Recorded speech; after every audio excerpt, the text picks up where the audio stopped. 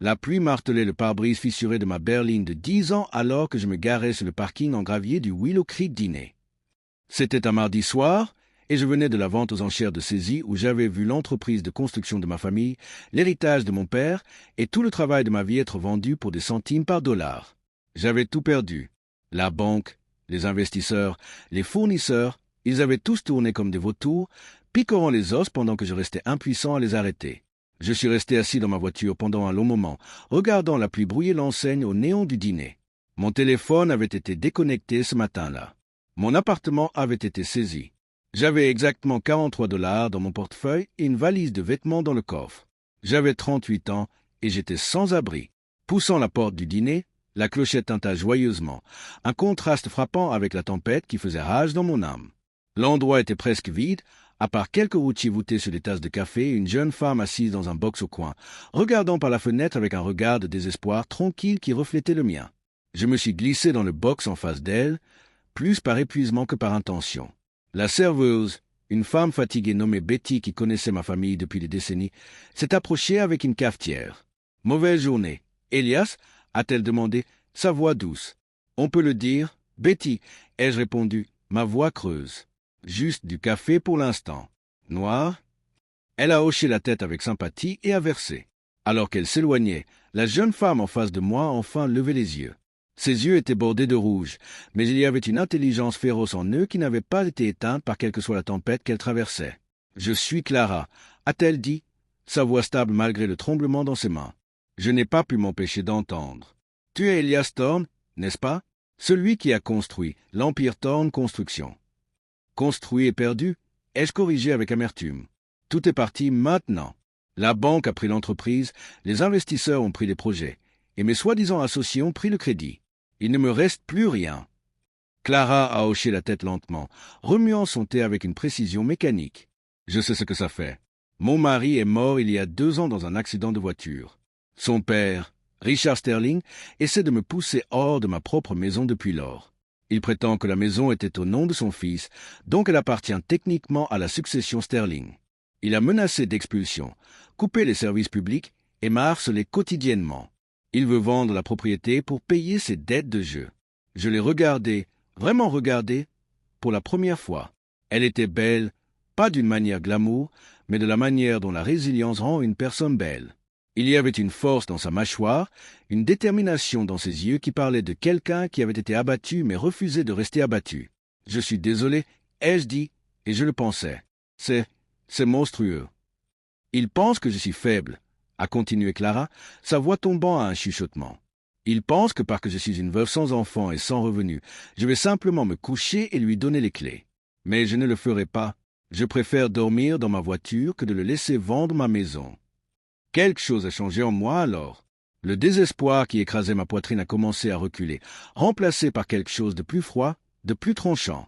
C'était le même sentiment que j'avais en examinant les plans, en repérant un défaut structurel que personne d'autre ne pouvait voir. C'était le sentiment d'un problème qui pouvait être résolu. « Clara ?» ai-je dit, me penchant en avant. « Et si je te disais que tout perdre pourrait être la meilleure chose qui nous soit jamais arrivée ?» Elle m'a regardé, confuse. « Que veux-tu dire ?»« Je veux dire, » ai-je dit, ma voix prenant le ton autoritaire que j'avais l'habitude d'utiliser dans les salles de conseil, que Richard Sterling pense qu'il a gagné. Il pense qu'il a affaire à une veuve en deuil et à un constructeur en faillite. Il ne sait pas que j'ai passé les 10 dernières années à construire plus que des gratte-ciel. Il ne sait pas que j'ai quelques entages structurels qu'il n'a jamais vu venir. Les yeux de Clara se sont écarquillés. « Que dis-tu » ? « Je dis, » ai-je répondu, un sourire grave touchant mes lèvres, que si tu es prête à prendre un risque massif, je peux sauver ta maison. Et dans le processus, je peux abattre l'homme qui t'a tourmenté. Mais ce ne sera pas facile. Et cela exigera que tu me fasses entièrement confiance. « Comment » a-t-elle demandé, sa voix tremblant d'espoir. « Épouse-moi » ai-je dit simplement. Les mots ont flotté dans l'air entre nous, absurdes et impossibles. Clara m'a regardé, la bouche légèrement ouverte. « Tu veux que je t'épouse » a-t-elle bégayé. « Nous venons de nous rencontrer. Tu es sans abri. Je suis en train d'être expulsé. C'est insensé. » « Est-ce que ça l'est » ai-je demandé calmement. « Laisse-moi t'expliquer. Richard Sterling est un homme qui opère sur la cupidité et l'arrogance. Il croit que l'argent et le pouvoir sont les seules choses qui comptent. Il ne comprend pas la loyauté, ou l'amour, ou la stratégie. Si nous jouons bien cela, nous pouvons utiliser ses propres vices contre lui. J'ai tiré une serviette vers moi et commencé à dessiner. Richard Sterling possède Sterling Property, une entreprise de développement immobilier. Mais ce qu'il ne sait pas, c'est que Sterling Property est lourdement endetté. J'ai fait des recherches sur mon téléphone pendant que je t'attendais. Son entreprise se noie dans les dettes. Il a utilisé des prêts à taux d'intérêt élevés pour financer son habitude du jeu et son style de vie luxueux. Il est désespéré d'argent. Clara a hoché la tête lentement. Oui, il me fait pression pour vendre la maison depuis des mois. Il dit qu'il a besoin de liquidités. Exactement, ai-je dit. Maintenant, voici la chose à propos de ta maison. Ce n'est pas n'importe quelle maison, n'est-ce pas? C'est une propriété historique, construite en 1920. Elle est sur le registre national des lieux historiques. Cela signifie qu'elle ne peut pas être démolie et elle vient avec des avantages fiscaux significatifs pour le propriétaire. Les yeux de Clara se sont illuminés. Oui, mon mari avait l'habitude de parler de cela. Il disait que les crédits d'impôt étaient substantiels. Ils le sont, ai-je confirmé. Mais voici le truc. Ces crédits d'impôt sont transférables. Si le propriétaire de la propriété conclut un bail à long terme avec une entreprise qualifiée de préservation historique, les crédits d'impôt peuvent être vendus aux investisseurs, générant des millions de revenus. Clara m'a regardé. Comment sais-tu tout cela? Parce que, ai-je dit, ma voix tombant à un chuchotement, avant de perdre mon entreprise de construction, je travaillais sur un projet secret, un fonds de préservation historique. J'avais acquis les droits de plusieurs propriétés historiques dans la région, y compris celle à côté de la tienne. Je prévoyais de les développer en un quartier historique de luxe. Le projet était à quelques semaines de commencer quand la banque a retiré mon financement. J'ai fait une pause, laissant l'information s'imprégner. Mais les droits sont toujours à moi, Clara. Ils sont détenus dans une LLC séparée que la banque ne connaissait pas. Et cette LLC est toujours solvable. Si nous nous marions, et si tu transfères les droits de propriété à notre propriété conjointe, nous pouvons activer ces crédits d'impôt. Nous pouvons générer assez de revenus pour non seulement sauver ta maison, mais pour acheter les dettes de Richard Sterling et prendre le contrôle de son entreprise. Clara est restée silencieuse pendant un long moment, traitant l'information. Finalement, elle a levé les yeux, ses yeux brillants d'un mélange de peur et de détermination. « Tu me demandes de te faire confiance avec tout ce qui me reste, a-t-elle dit doucement. « Je te demande de me faire confiance pour me battre pour toi, ai-je répondu. Richard Sterling pense qu'il a gagné parce qu'il a de l'argent et du pouvoir. Mais il n'a pas ce que nous avons. Il n'a pas la vérité de son côté.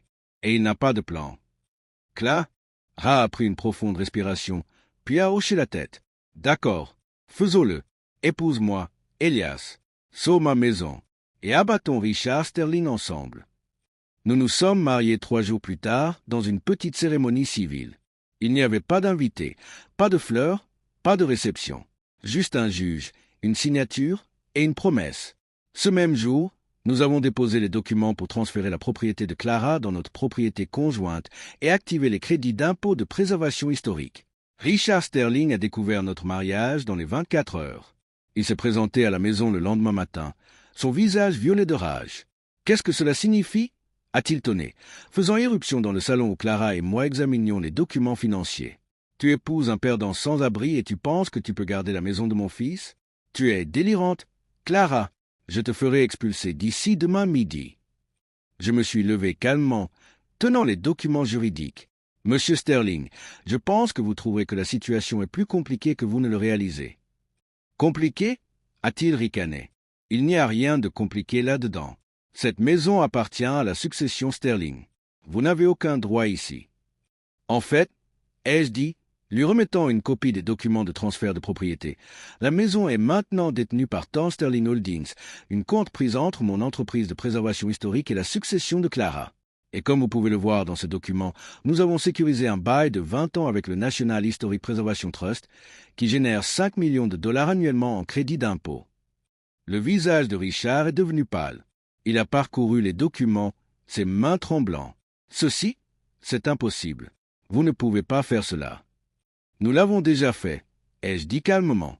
Et il y a plus. Dans le cadre de l'accord de préservation, nous avons sécurisé une ligne de crédit contre les revenus fiscaux futurs. Nous avons utilisé ce crédit pour acheter la dette en circulation de Sterling Property. » « C'est vrai, Monsieur Sterling. Nous possédons maintenant les dettes de votre entreprise. Et nous les appelons. Richard a chancelé en arrière, s'effondrant dans une chaise. Vous ne pouvez pas. Je vais combattre cela. Je vais vous poursuivre en justice jusqu'à l'oubli. Vous pouvez essayer, ai-je dit, ma voix froide. Mais j'ai la loi de mon côté. J'ai les contrats et j'ai la vérité. Vous avez détourné des fonds de votre propre entreprise pour financer votre habitude du jeu, n'est-ce pas? J'ai les relevés bancaires. J'ai les journaux de transaction. J'ai tout. Le visage de Richard s'est effondré. Pour la première fois, j'ai vu la peur dans ses yeux. S'il vous plaît, a-t-il chuchoté. Ne me détruisez pas. Je ferai n'importe quoi. Vous auriez dû penser avant d'essayer de détruire Clara, ai-je dit, lui tournant le dos. Sortez de ma maison et ne revenez pas. Richard Sterling est parti ce jour-là, un homme brisé. En une semaine, son entreprise a été saisie par les créanciers, nous. Ses dettes de jeu ont été appelées. Ses actifs ont été gelés. Il a été arrêté pour détournement de fonds et fraude. Clara et moi n'avons pas seulement sauvé sa maison. Nous l'avons transformée en la pièce maîtresse d'un quartier de préservation historique qui a généré des millions de revenus. Nous avons utilisé les profits pour payer les dettes d'autres familles qui avaient été victimes de promoteurs prédateurs. Nous avons construit une nouvelle vie ensemble, pas sur les cendres du passé, mais sur la fondation de la justice. Parfois, tout perdre est la seule façon de trouver ce qui compte vraiment. Et parfois, la meilleure vengeance ne concerne pas la destruction. Il s'agit de construire quelque chose de mieux à partir des ruines.